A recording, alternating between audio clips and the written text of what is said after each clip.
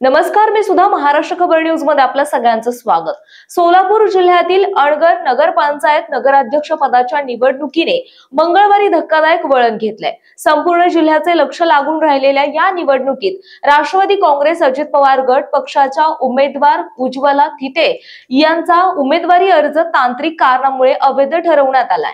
या निर्णयामुळे अणगरच्या राजकारणात मोठी खळबळ उडाली आहे। निवडणूक निर्णय अधिकारी सचिन मुळीक यांनी थिटे यांचा अर्ज रद्द करण्यामागे सूचकाची सही नसणे हे तांत्रिक कारण ग्राह्य धरले। अपक्ष उमेदवार सरस्वती शिंदे यांनी उज्ज्वला थिटे यांच्या उमेदवारी अर्जावर आक्षेप घेतला होता। उमेदवारी अर्जासोबत जोडलेल्या आवश्यक कागदपत्रांमध्ये सूचकाची सही नव्हती। या मुद्द्याकडे त्यांनी निवडणूक निर्णय अधिकाऱ्यांचे लक्ष वेधले आणि अर्ज बाद झाला। यानंतर आता उज्ज्वला थिटे यांनी प्रतिक्रिया दिली। नमस्कार, मी उज्ज्वला थिटे। आपण पाहताय मी अणगर नगरपंचायत येथे नगराध्यक्ष पदाच्या उमेदवारी अर्ज दाखल करण्यासाठी 4 ते 5 दिवसांचा संघर्ष करत होते। त्यातून मी उमेदवारी अर्ज दाखल केलाही। तेवढ्या संघर्षातून पहिल्यांदा तर कागदपत्र मिळण्यासाठी अडथळा होत होता आणि कागदपत्र मिळाली आणि मी माझ्या वकिलाकडून 3-4 वेळेला ते व्यवस्थित चेकिंग केलं होतं। प्रत्येक याच्यावर माझ्या मुलाची सही होती आणि काल सूचक म्हणून माझा मुलगा माझ्या सोबत होता, तर ती सूचकाची सही राहिलीच कशी? असं कसं शक्यच नाही ना ते। त्यासाठी मला कोर्टामध्ये माझा अर्ज कसा बाद झाला, का केला गेला हे विचारण्यासाठी मी कोर्टामध्ये दाद मागू शकते। मी न्यायालयीन प्रक्रियामध्ये मी विश्वास न्यायालयावर ठेवते।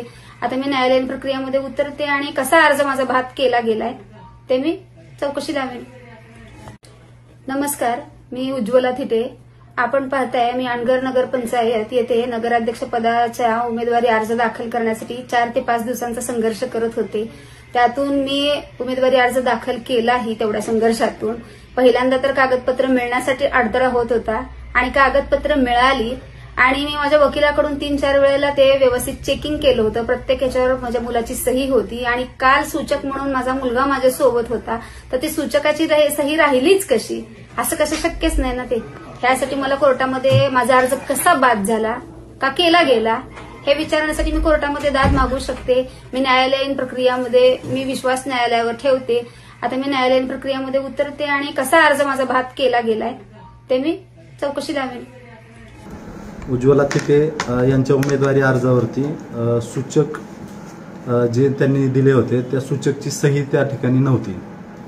दुसरी हरकत होती त्यांचा मतदार यादीतील प्रभाग क्रमांक चुकीचा होता। तिसरी होती त्यांचा मतदार यादीतील अनुक्रमांक चुकीचा होता। चौथी हरकत होती त्यांच्या वयाचा पुरावा त्यांनी दिलेला नव्हता। आणि 5वी जी हरकत होती की त्यांचे जे सूचक होते त्या सूचकचा जो अनुक्रमांक आहे, जो नामनिर्देशन पत्रामध्ये त्यांनी नमूद केला होता, तो अनुक्रमांक चुकीचा आहे। तर त्यांच्या हरकतीच्या अनुषंगानं आम्ही जेव्हा सविस्तर त्यांच्या अर्जाची पडताळणी केली त्यावेळेस 3 ज्या गोष्टी आहेत त्या किरकोळ स्वरूपाच्या किंवा तांत्रिक स्वरूपाचे दोष आम्हाला त्या ठिकाणी दिसले। पहिला जो होता तो प्रभाग क्रमांक त्यांचा अर्जामध्ये 5 नमूद होता, पण ॲक्च्युअल त्यांचा 4 प्रभाग क्रमांक आहे।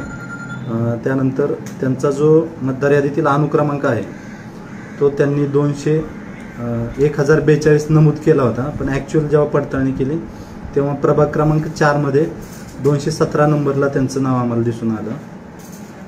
आणि वयाचा पुरावा जो आहे तो त्यांनी जोडला नव्हता, परंतु त्यांनी त्यांचं वय नमूद केलं होतं आणि त्यांचं वय जे आहे ते नगराध्यक्ष पदासाठी जी पात्रता आहे त्यानुसार ते पात्र होत होतं।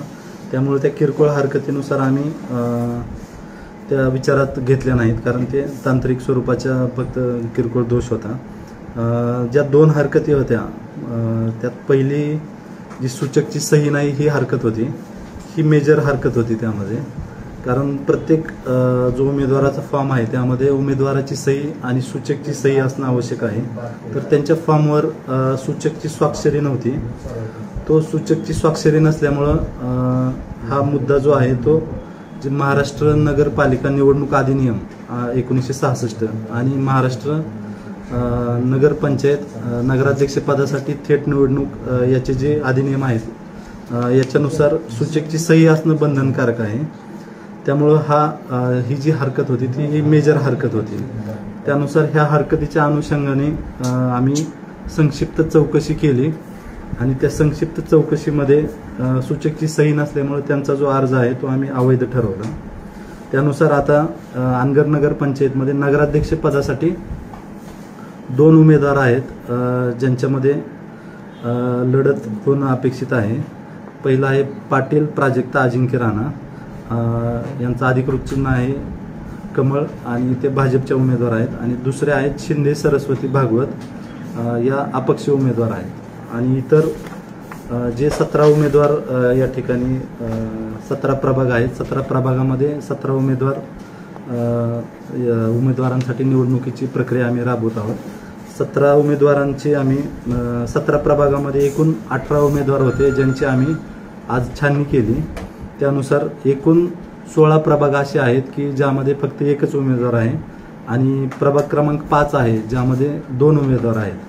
ह्या सर्व 18 उमेदवारांची आम्ही छाननी केली.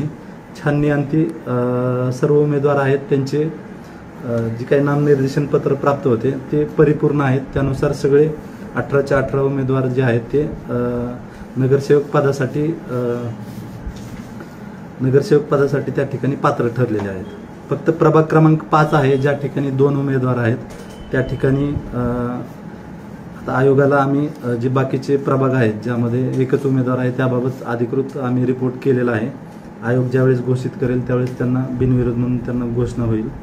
आणि जे प्रभाग क्रमांक 5 आहे त्या ठिकाणी 2 उमेदवार या ठिकाणी निवडणुकीसाठी निवडणूक लढवतील. आपण पाहताय महाराष्ट्र खबर न्यूज. या बातमीचे प्रायोजक आहेत Shri Ganesh jewellers and Saraf, Pune.